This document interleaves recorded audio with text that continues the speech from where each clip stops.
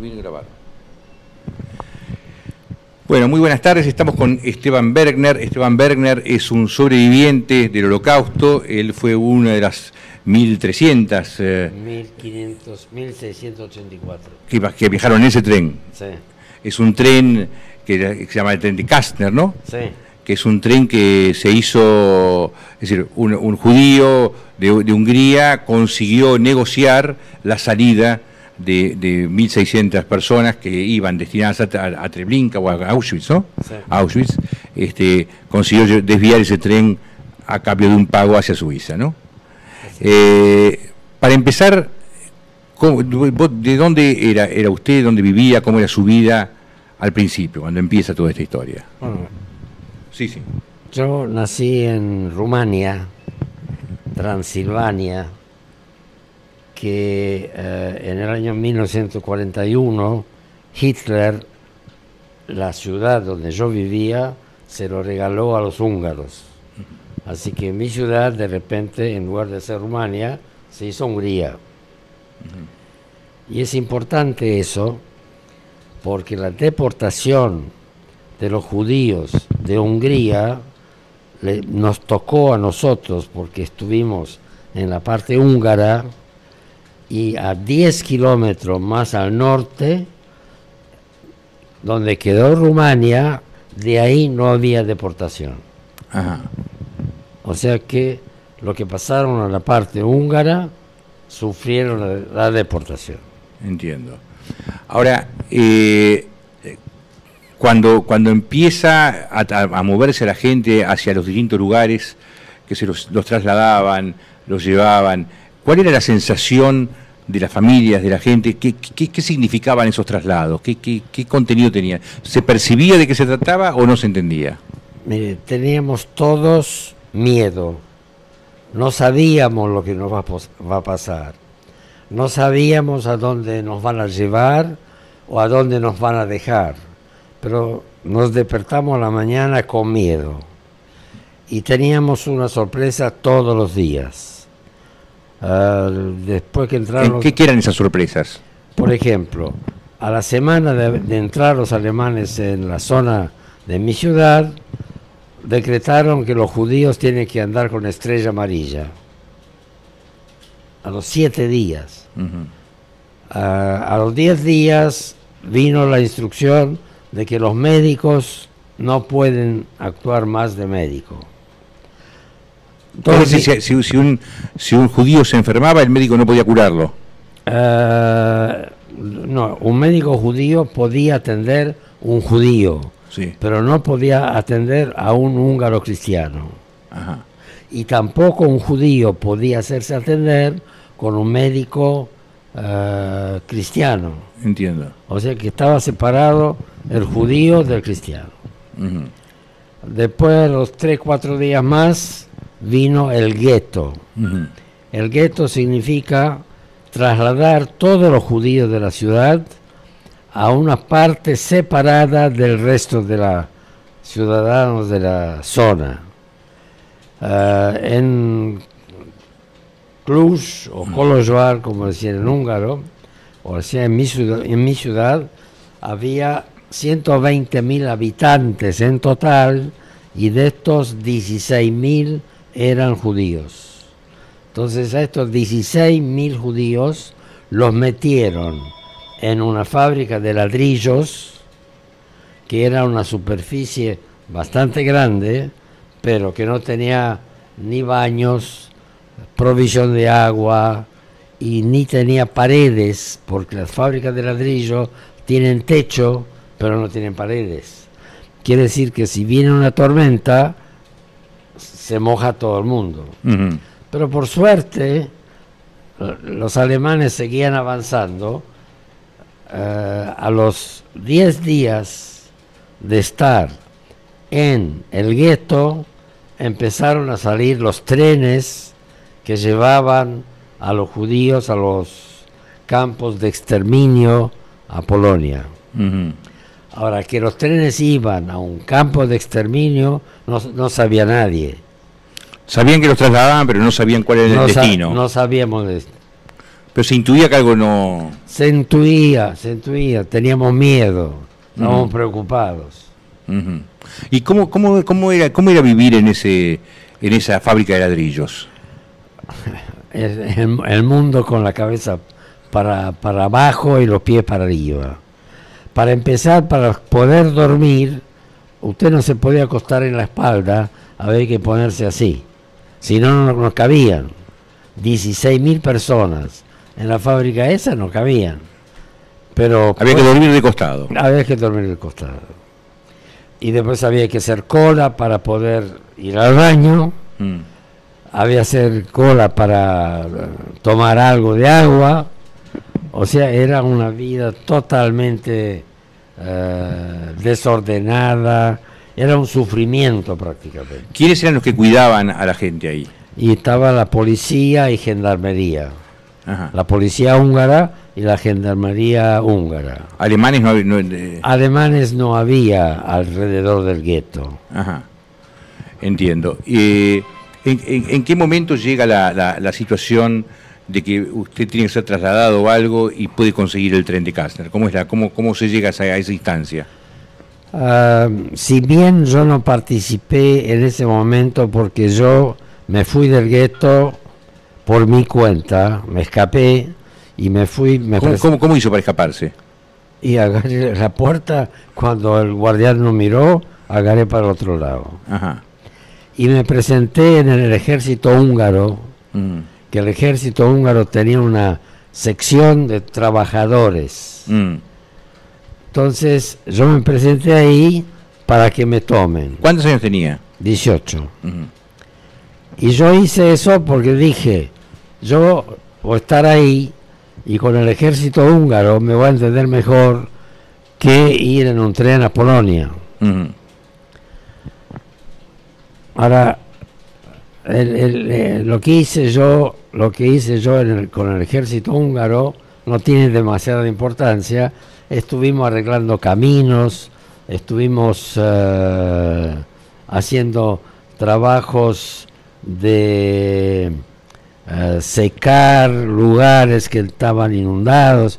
O sea, hicimos trabajos así de campo. Ahora, yo me enteré por una información que me llegó cuando estaba trabajando en el ejército húngaro, a donde mis padres me mandan un mensaje de que vaya, si puedo, a Budapest, porque en Budapest se está armando un tren especial que probablemente no va a ir a donde fueron los otros trenes, sino que va a ir a un país neutral. En ese momento, cuando vos estabas en el ejército húngaro, colaborando con tareas de construcción, ¿tuviste un poco más de información del destino de estos trenes o todavía no sabías? No tenía información. Yo en realidad la información que me llegó de parte de mis padres para que me vaya a Budapest, llegó por una carta que mandaron a la ciudad donde estuvimos trabajando, y yo también un día me escapé del ejército, me fui al negocio de mi papá, que ya no era de mi papá, y ahí había una carta para mí. Y en la carta decían de que hay una probabilidad que haya un tren que vaya a las zonas neutrales, no se sabe todavía qué país, que yo si puedo que me escape de donde estoy, que vaya a Budapest y que me junte con ellos. Yo en ese momento lo pensé si me conviene ir allá con todo lo demás o si me conviene quedar con el ejército húngaro, donde tenía una cierta seguridad, porque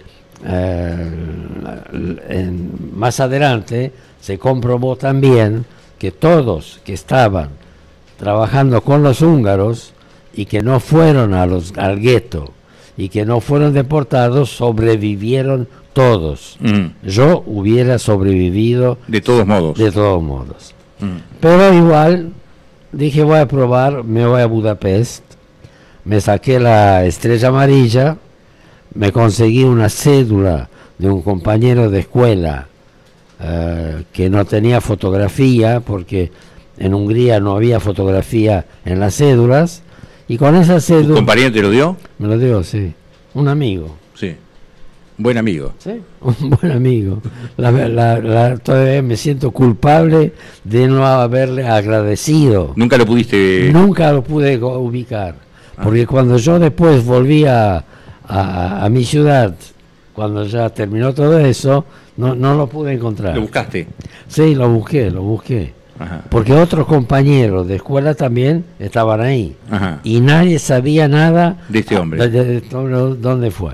Bueno, pero ya no lo puedo arreglar, así que... No. No. Bueno, llegué a Budapest y empecé a averiguar dónde están los judíos que están en un tren preparados para ir a no sé dónde.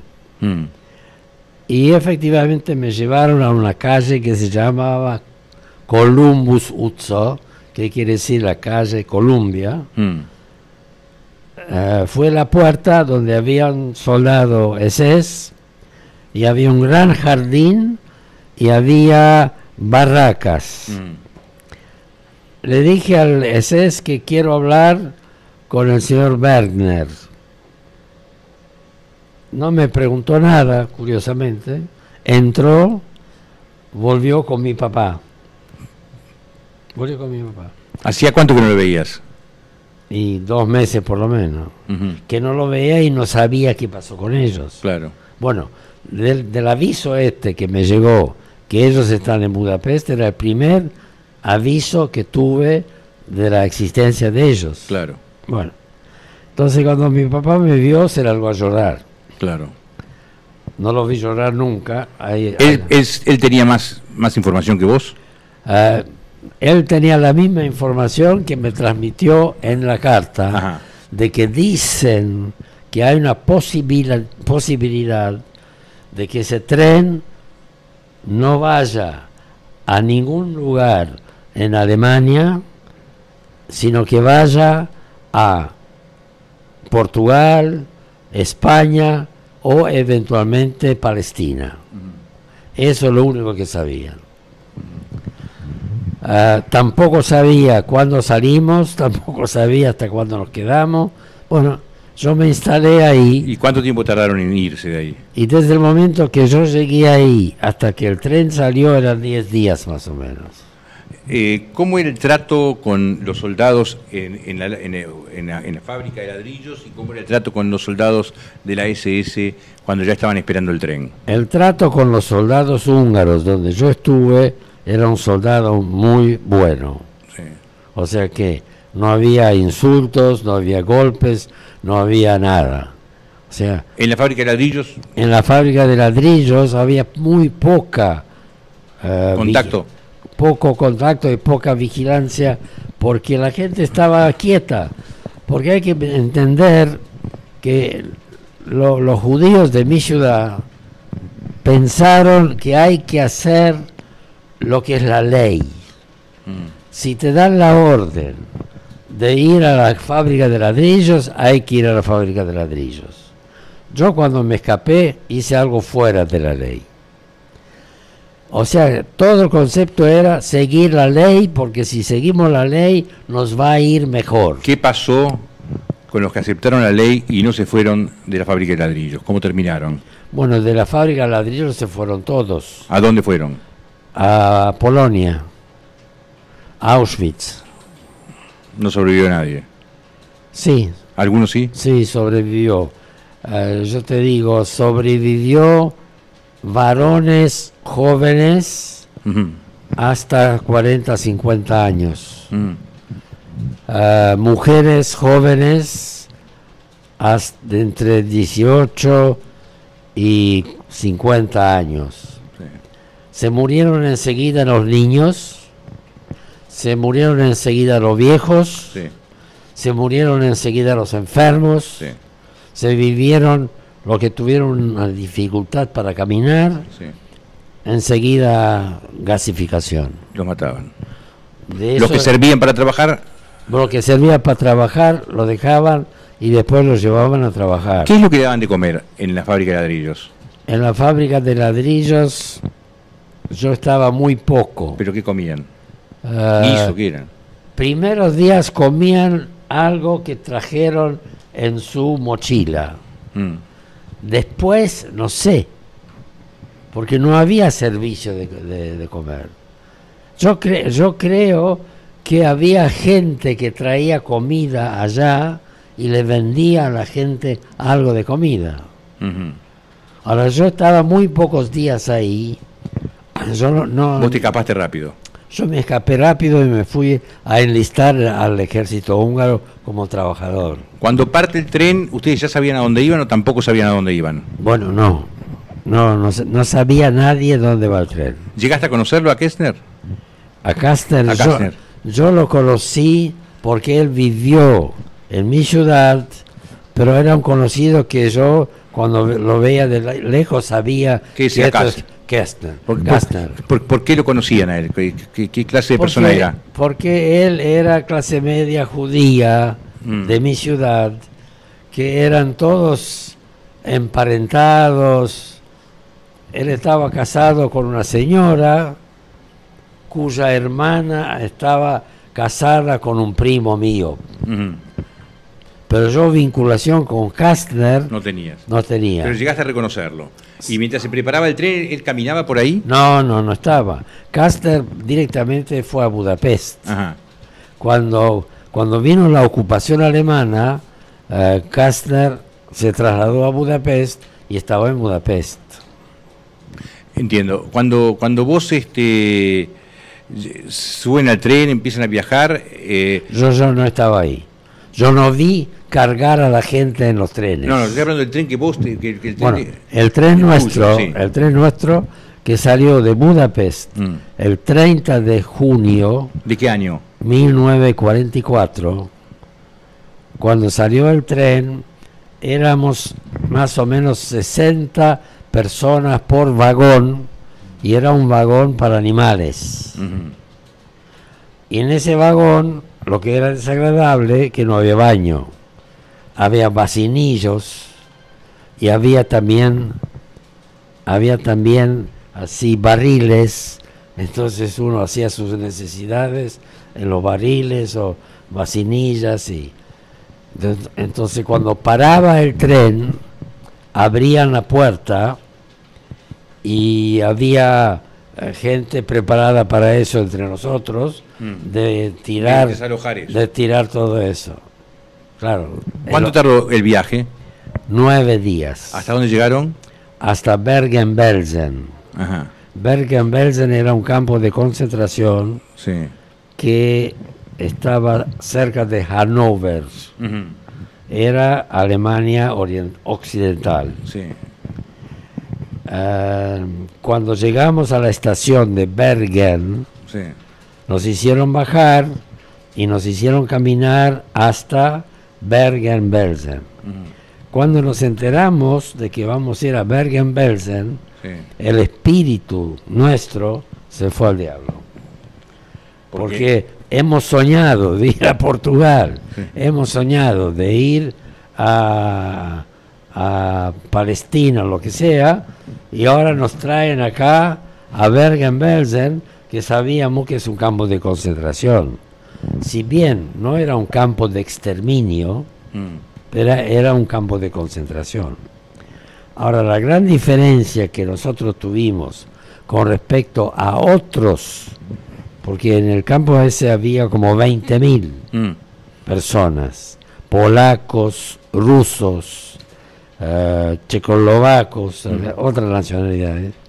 La diferencia con nosotros era que no nos pusieron uniforme. Ujú. Quedamos con nuestra ropa civil, ¿Cuántos días? ahora te digo, y a su vez no nos hicieron trabajar nada. No tuvimos que trabajar ni nos pusieron ropa de preso. Ahora, después de 2 meses de estar en Bergen-Belsen, a donde lo único que molestaba que estábamos presos, que no podíamos salir y que estaban en las torres de control controlado por los alemanes. Lo único malo era que teníamos miedo porque no sabíamos qué es el futuro. ¿Cómo se iba a resolver? Y a su vez teníamos muy poca comida, pero no era para morirse de hambre. ¿Cómo era el estado de salud tuyo? Bueno, yo no ¿de la gente que estaba con ustedes, cómo estaba? la gente de mi edad estaba bien. Gente de más edad, había gente que se enfermó y había también algunos muertos, muertos naturales. Sí. Un paro cardíaco. También había partos. Claro. También había chicos que habían nacido en el campo de cosas. Esos fueron 2 meses. 2 meses. A los 2 meses aparece un general de la SS con una mesita, con una lista, y empieza a nombrar a 318 personas, dentro de los cuales por milagro estuvimos nosotros. Yo digo por milagro porque yo conocía gente que estaba en el campo, gente de mucha plata, que tenían que haber tenido el privilegio de salir primero si alguien hubiera hecho la lista con su cabeza. Claro. Pero esa lista nunca se supo quién la hizo y por qué la hicieron. Nosotros no habíamos pagado nada y nosotros estábamos en la lista y nos dieron la orden que a las 4 de la tarde vayamos a la puerta de salida de nuestro campo. Sí. De ahí nos hicieron caminar de nuevo hasta la estación Bergen y nos cargaron otra vez en un tren de carga y sin darnos información, a las 12 de la noche el tren salió. Entonces estuvimos mirando por las ranuras para ver qué estaciones tocamos, porque sabiendo la estación sabes hacia dónde va. Si vas al norte, si vas al sur, a dónde vas. Entonces hemos observado que estamos yendo al sur. Y es así que 2 días después que salió nuestro tren de Bergen-Belsen, llegó a Basilea. Fin del camino.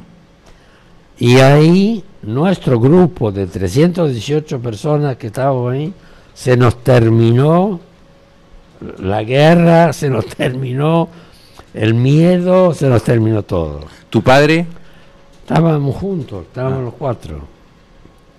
Ahora, los que quedaron en el campo, que eran más o menos 1.400 personas, esta gente se quedó hasta diciembre, porque, o sea, 4 meses más, porque nosotros llegamos principios de julio, nos fuimos mediados de agosto nosotros, y el resto, que eran 400 personas, no, 1.400 personas, quedaron hasta el 6 de diciembre. ¿Que también fueron a Basilea? ¿También a Basilea fueron? Después, sí. En diciembre, lo llamaron, lo pusieron en el tren y lo llevaron a Basilea. Y creo que ese grupo, que fue en el segundo turno, fueron en un tren civil, no un tren de animales. Creo, yo no estaba ahí. ¿En Basilea cuánto tiempo estuvieron? En Basilea estuvimos 2 días. ¿Y después? Y después nos llevaron a un hotel en Montreux. Montreux. Es un lugar de lujo. Sí. Nos llevaron a un hotel porque los hoteles estaban vacíos. Claro. Porque no había turismo. Entonces nos llevaron a un hotel. Éramos 300, cabíamos perfectamente bien.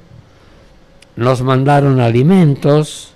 Nosotros cocinamos y estuvimos más o menos un mes. Después fuimos a otro hotel en la montaña y después cada uno trató de ubicarse de alguna manera. había gente de la ORT, de la organización ORT. Y entonces nos llegó la noticia que jóvenes pueden presentarse para ir a una escuela ORT. Y nosotros éramos como 8, 10, de mi edad más o menos, nos presentamos y nos llevaron a Ginebra a una escuela ORT y nos consiguieron un lugar en un hotel chiquito. Sí.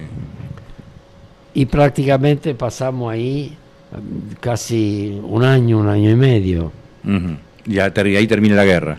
La guerra terminó un año después. O sea, nosotros después de la terminación de la guerra estuvimos todavía 6, 7 meses ahí. No, más. Porque ahí vino después el problema con los desplazados. Sí. Nosotros éramos desplazados. ¿A dónde van? Nosotros podemos decidir, pero tenemos que tener medios propios para hacerlo. ¿Cuándo supiste vos quién era este señor Kastner? ¿Qué había hecho para que ustedes puedan salir? ¿Cómo habían sido las negociaciones? ¿Vos tuviste después información de eso rápidamente o tardaste mucho en conocer cómo fue los entretelones? Yo sabía de que había Kastner, que pertenecía a un pequeño grupo que se llamaba Va'ada, que significa en hebreo de protección, de ayuda, un asunto así. Que había ahí 5 o 6 personas que trabajaron para tratar de salvar lo que se puede salvar. De que Kastner estaba tratando, negociando, digamos. bueno, tendría que ir un poco atrás, porque cuando los alemanes ocuparon Hungría, el día siguiente lo citaron a Kastner a verlo a Eichmann. ¿Te dice algo Eichmann? ¿Y sí? Bueno, lo citó Mi tío es uno de los que se lo llevó de la Argentina. ¿Ah, sí? Sí, sí. Bueno, a Eichmann citó a Kastner y le dijo, escuchad una cosa, nosotros venimos acá, los vamos a tratar muy bien a todos, pero tenemos orden de deportación. Pero si ustedes quieren que no deportemos a nadie, nos tienen que conseguir 10.000 camiones militares. A lo cual Kastner le contestó inmediatamente de que nos vamos a ocupar. Entonces, era vivo Kastner. Kastner era vivo y evidentemente Él sabía que lo iba a conseguir, pero dijo que sí. Bueno, él dijo vamos a tratar de conseguir. Sí, sí. Los alemanes pusieron a la disposición de los judíos un avión alemán para llevarlos a Turquía. Y es así que 5 judíos de las secciones Va'ada en un avión alemán fueron a Turquía. De Turquía los llevaron a Egipto. De Egipto los llevaron a Palestina. Pero los ingleses y los americanos no querían saber nada. Obviamente. Porque para ellos morir 600.000 judíos en los campos de concentración, Sí. o que la guerra dure un año más por eso, Sí. el negocio no era. No, y tenía lógica además. Sí, bueno, sí. Lamentablemente tenía lógica. Bueno, así que Kastner entró a negociar con Eichmann después que ya se vio que fracasa los 10.000 camiones. Entonces Kastner, ahora yo lo que estoy diciendo ahora de Kastner, en parte algo sabía cuando estaba ahí y cuando iniciamos el viaje, pero más de las cosas lo supe de los libros que leí después. Porque ahí todo lo que hacía Kastner no era muy publicado. No, claro. No era una cosa que... No, el secreto formaba parte de la posibilidad de que funcione. Imagínate, por ahí venía uno y decía, mira, me llegó la noticia, por no sé cómo, fue a hablar por teléfono de una estación, me llegó la noticia que Kastner está avanzando en la negociación de nuestro tren. O sea, noticias así me llegaban. Ahora, verdaderamente, cómo se originó y cómo fue la negociación, lo supe más adelante de los libros. Para terminar, Kastner después viaja a Israel, vive en Israel y es muy criticado, muy fuertemente, ¿no? Mira, todo judío húngaro que sobrevivió y perdió su familia en los campos de concentración y se entera que había un tren de 1684 privilegiados que sobrevivieron, se transformaron automáticamente en enemigos de Kastner. Era automático. ¿Pero qué pretendían? ¿Que esos 1600 tampoco se salven? Bueno, el concepto era eso, de que si yo puedo salvar 1684 y por eso tengo que negociar con el enemigo y por eso tengo que tener una actitud de servilidad con respecto a los alemanes, ¿viste? Es una negociación difícil que de última lo importante es que se salvaron 1600. Así es. Ahora, después Kastner salvó más o menos 20 a 30 mil judíos más que eran de los campos de concentración de Austria y de Alemania, que en los últimos 2 meses de la guerra recorrieron todos estos campos de concentración con un general de la SS que se llamaba Becher, con una orden al jefe del campo específico de no matar más judíos, porque ellos tenían la orden antes de terminar la guerra, matar a todo lo que se puede. Antes de evacuar un campo, matar a todos los judíos. Y ahí vino una orden diciendo, no hay que matar más judíos. Evacúen pero no maten. Y es así que se salvaron 20 a 30 mil judíos. Gracias a Kastner. Gracias a Kastner. Y Kastner iba con ese general en un Mercedes-Benz, recorriendo todo. Bueno, cuando terminó la guerra, Kastner, evidentemente, se despidió de los alemanes, se fue primero a Suiza y después se fue a Israel. Palestina primero. Y termina muerto de una manera absolutamente confusa. Sí. No se sabe bien qué fue lo que pasó. ¿Viste la película? Sí, la vi. Bueno, según mi interpretación, y yo hablé con la que hizo la película, de que cómo fue el asunto de la muerte de Kastner, porque el asesino, uno de los asesinos es el actor. Sí, y no dice esconde información. Él lo que dice, el primer tiro no le salió. Sí. Le salieron 2 tiros que no lo tocaron a Kastner. Y después él escuchó un otro tiro. Que le pega. Y lo mata. Posiblemente el Shin Bet quería deshacerse del personaje. De Shin Bet, o inclusive hay una idea de que el partido de Ben Gurión, que estaba en el gobierno, le molestaba terriblemente que se sepa que hubo negociaciones, de que tienen un socio privilegiado que era Kastner, y ese Kastner negoció, y este Kastner tenía relaciones con la oficialidad de la SS, con conocimiento de la gente de ese momento de Ben Gurión y la gente. Claro, si bien que era el pasado, pero ellos lo tenían como hombre de confianza y en los primeros niveles de mando. Entonces, cualquier alternativa es posible. La presunción de que el último tiro lo haya pegado otro. El tiro del final. Sí. Muchísimas gracias por su presencia. Un honor para mí tenerlo. Bueno, yo lo hago con gusto, evidentemente. Para que las generaciones de ahora conozcan Sí, lo que fue. hay que difundir eso. Bueno, muchísimas gracias.